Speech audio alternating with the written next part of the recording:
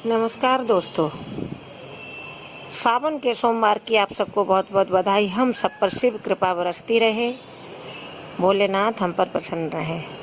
यह कथा सुनने मात्र से आपको शिव कृपा प्राप्त होगी। यह सावन के सोमवार की व्रत कथा है। अगर आप व्रत करते हैं तो सोने पे सुहागा की बात हो जाती है।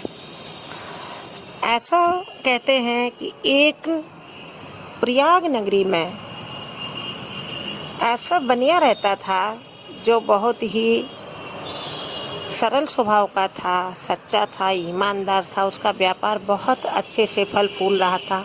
उसके घर में हर तरह की सुख समृद्धि थी, किसी प्रकार की कमी नहीं थी। लेकिन फिर भी उसे एक कमी खटकती थी कि उसके घर में कोई संतान नहीं थी, पुत्र नहीं था। वह भोलेनाथ का बहुत बड़ा उपासक था, सेवक था। वह हर सोमवार भोलेनाथ का व्रत करता और शाम को उनके पास एक घी का दीपक जलाता और उनकी कथा सुनकर ही शाम को भोजन करता था। एक बार मीठा भोजन कर लेता था। बहुत सच्चे मन से उनको पूजा किया करता था। तो एक दिन शिव पार्वती घूमने के लिए निकले, अपने भक्तों की चिंता लेने के लिए निकले। ऐसा कहते हैं कि हम सबको पता नहीं चलता, लेकिन भोलेनाथ अपने भक्तों की चिंता लेने के लिए प्रतिदिन मां पार्वती के साथ भ्रमण पर आते हैं। इसीलिए शिव मंदिरों में 12 से 4 बजे तक पूजा नहीं की जाती है, क्योंकि 12 बजे के बाद भोलेनाथ मां पार्वती के साथ निकलते हैं। 4 बजे से पहले अपने स्थान पर वापस नहीं आते हैं। तो पार्वती माँ ने देखा कि यह बनिया तो साहूकार बहुत ही शुद्ध स्वभाव का है और बड़ा भारी सेवक है, भोलेनाथ का सच्चा सेवक है। उन्होंने कहा कि हे भोलेनाथ, इस पर दया करिए, कृपा करिए। इसके पास सब कुछ है, सिर्फ इसे एक पुत्र की जरूरत है, वो आप इसे प्रदान करिए, ये आपका ही भक्त है। तो भोलेनाथ ने कहा, पार्वती, इसके भाग्य में पुत्र का सुख नहीं है, यानी इसके संतान प्राप्ति इसको नहीं हो सकती। पार्वती माँ बोली, ऐसा मत करिए भोलेनाथ, आप भाग्य बदल सकते हैं। आप अपने भक्तों पर कृपा करने के लिए ही विचरण करते हैं इस धरा पर, और भक्त आपको बड़े सच्चे मन से याद करते हैं। इसलिए ऐसा आप करिए, उसको एक पुत्र रत्न दे दीजिए। तो भोलेनाथ ने कहा कि आप नहीं मानती हैं पार्वती जी, तो मैं इस साहूकार को एक पुत्र दे देता हूँ, लेकिन इसकी अल्पायु होगी। वह मात्र 16 वर्ष तक ही अपना जीवन जिएगा। पार्वती माँ बोली, ठीक है, कम से कम इतने दिन तो ये प्रसन्न रहेगा। तो भोलेनाथ ने उसी दिन उस साहूकार को स्वप्न में दर्शन दिए। उस दिन सोमवार था, और कहा कि हे साहूकार, मैं तुम्हें पुत्र रत्न का वरदान देता हूँ, लेकिन याद रखना, यह पुत्र मात्र 16 वर्ष की आयु को ही प्राप्त करेगा। वह बनिया बहुत प्रसन्न हो गया कि हे प्रभु, आपने हम पर दया कि कम से कम हमें निसंतान होने के कलंक से आपने हमें मुक्त कर दिया। और यह बात उसने अपने घर में किसी को नहीं बताई, अपनी पत्नी को भी नहीं बताई। कुछ दिन बाद उसके घर में एक सुंदर पुत्र रत्न पैदा हुआ और ब्राह्मणों ने उसका नामकरण संस्कार किया। उसका नाम अमरदेव रख दिया। वह पुत्र दिन दूना रात चौगुना बढ़ने लगा, बहुत ही सुंदर था। जब उसकी आयु 7 वर्ष की हुई तो वह शिक्षा ग्रहण करने के लिए बनारस नगरी चलने को तैयार हुआ। तो उस साधु बनिया ने उसके पत्नी के भाई को बुलाया, यानी उस अमरदेव के मामा को बुलाया और कहा कि इस बच्चे के साथ तुम जाओ, ये विद्या ग्रहण करेगा, और जब ये 16 वर्ष की आयु पूरी कर ले उसके बाद इसको वापस ले आना। वह दोनों चल पड़े।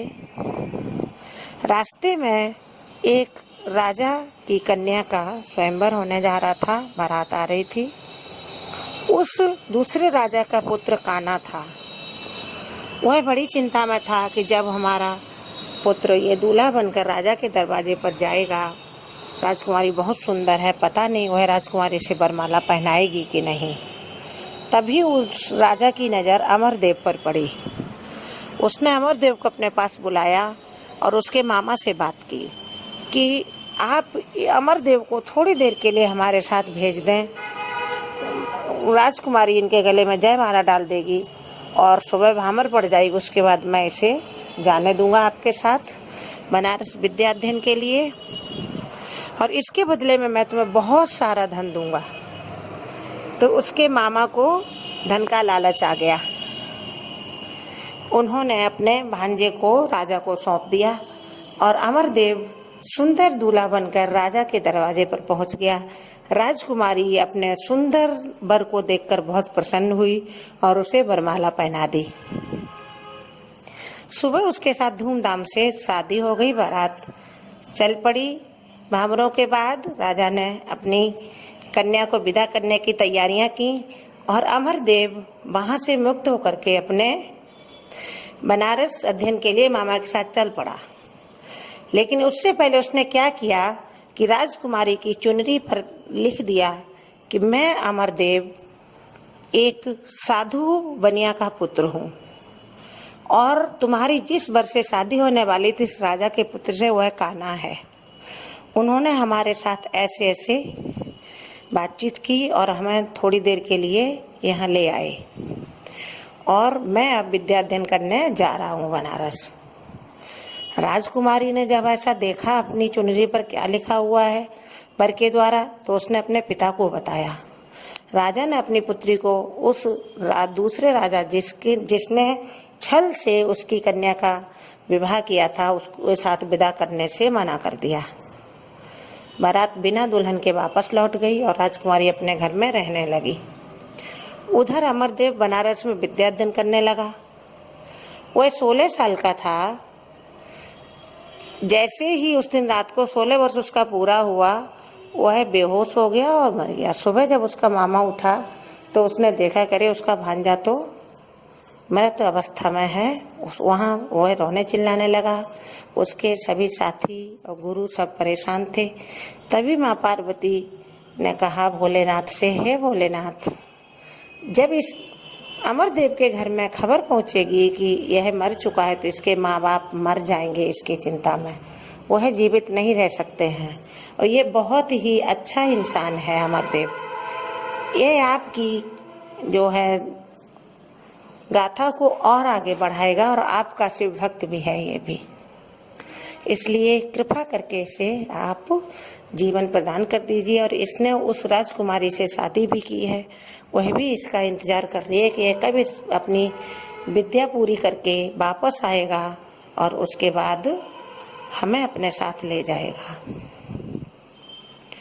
तो भोलेनाथ को फिर दया आ गई कि इस बच्चे के कारण बहुत लोग परेशान होंगे। उन्होंने उसे और लंबा जीवन प्रदान कर दिया पार्वती के कहने पर। इतने अच्छे भोलेनाथ हैं, ऐसे कृपा करते हैं अपने भक्तों पर।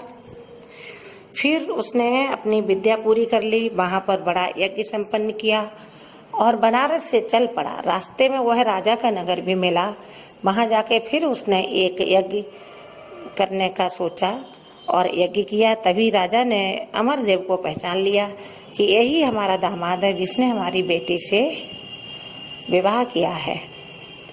राजा ने जब बात की तो उसने कहा, हाँ मैं अमरदेव हूँ, मैं विद्या अध्ययन करने बनारस गया था। अब मैंने ही ऐसे ऐसे आपकी कन्या से विवाह किया है उस राजा के कहने पर। तो राजा ने अपनी कन्या को धन धान्य के साथ उसके मामा और अमरदेव के साथ विदा कर दिया साधु बनिया के नगर के लिए। और वो प्रसन्नता से सब ढोल नगाड़े बजाते हुए साधु बनिया के नगर की ओर चल पड़े।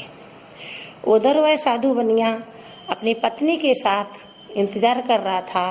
उसने अपनी पत्नी को आज बता दिया था कि हमारा बेटा 16 वर्ष की आयु तक ही रहने वाला है, उसकी जो है जीवन समाप्त होने की सूचना आ रही होगी। तो वो पति पत्नी दोनों सोच रहे थे कि यदि हमारे बेटे की मरने की खबर आएगी तो हम अपना जीवन समाप्त एक साथ कर लेंगे।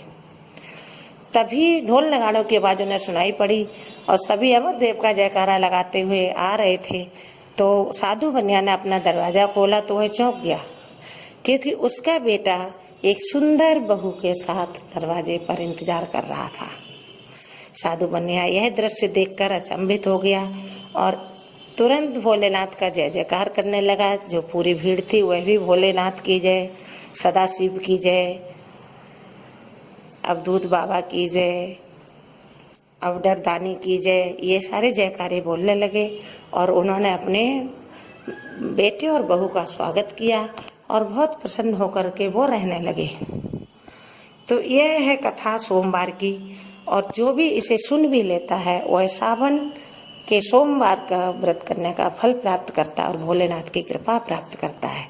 भोलेनाथ बहुत ही भोले हैं, जो इनको सच्चे मन से याद करता है वह उनकी हर मनोकामना पूर्ण करते हैं। सदा शिव की जय, भोलेनाथ की जय।